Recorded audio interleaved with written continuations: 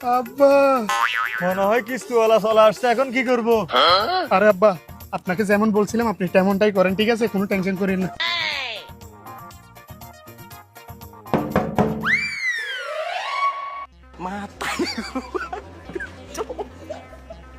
যেভাবে বলছি সেভাবে করেন। ঠিক আছে।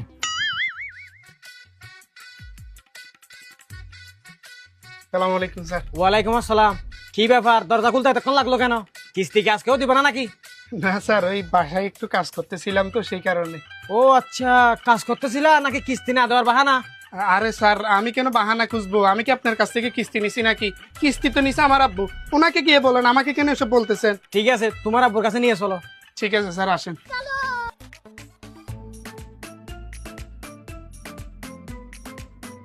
আসেন স্যার। কি ব্যাপার, তোমার আব্বু শুয়ে আছে কেন? স্যার, কিছু বললে তো আপনি মনে করবেন যে কিস্তি না দেওয়ার বাহানা করতেছি। আমার আব্বু আজকে 6 দিন ধরে অসুস্থ হয়ে পড়ে আছে। টাকার অভাবে চিকিৎসা করাইতে পারতেছি না। একটা ডাক্তার দেখাইছিলাম, ডাক্তারে বলছে আমার আব্বুর আলসার হয়েছে, ক্যান্সার হয়েছে, পাতলা পায়খানা হয়েছে, ডায়রিয়া হয়েছে, যত রোগ আছে সবগুলো হয়েছে স্যার। কি বলো? তোমার আব্বু কেন 1 সপ্তাহ আগেও সুস্থ দেখে গেলাম আমি। আমি কি বলছি আমার আব্বু 7 দিন ধরে অসুস্থ? আমি বলছি 6 দিন ধরে অসুস্থ। কানে কি বেশি শুনেন? তোমাদের এই বাপসালের বাহানা লিখতে লিখতে আমার পুরো ডায়েরি ফুল হয়ে যাচ্ছে। আমি আর একদিনও মানবো না, আমার কিস্তির টাকা দিয়ে দাও। আর কিভাবে দিব স্যার টাকা? আপনি বিশ্বাস করেন স্যার, আমার আব্বুর চিকিৎসা শুদ্ধ করাইতে পারতেছি না। আচ্ছা ঠিক আছে স্যার, আপনি যেহেতু এতদিন আমাদের সময় দিচ্ছেন, আরেকটা সপ্তাহ স্যার, আরেকটা সপ্তাহ আমাদের সময় দেন। প্রয়োজন আমি এই বাড়ি বিড়া বিক্রি করে হলেও আপনাদের টাকা শোধ করে দিব, আর আমার পাপের চিকিৎসাটা করাবো। উফ, তোমাদের কারণে আমাকে কোন দিন জানি অফিস থেকে বের করে দেয়। ঠিক আছে, তোমার আব্বু যেহেতু অসুস্থ, এত করো যেহেতু বলতেছ, আর 1 সপ্তাহ টাইম দিলাম। এরপর কিন্তু আমি তোমার কোনো কথা শুনবো না। না স্যার, 1 সপ্তাহ যেহেতু দিছেন, আপনি আরেক সপ্তাহ দিতে পারবেন, সমস্যা নেই স্যার, আমি টাকা দিয়ে দিব।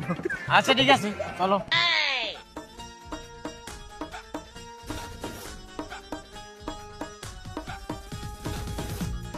স্যার যান।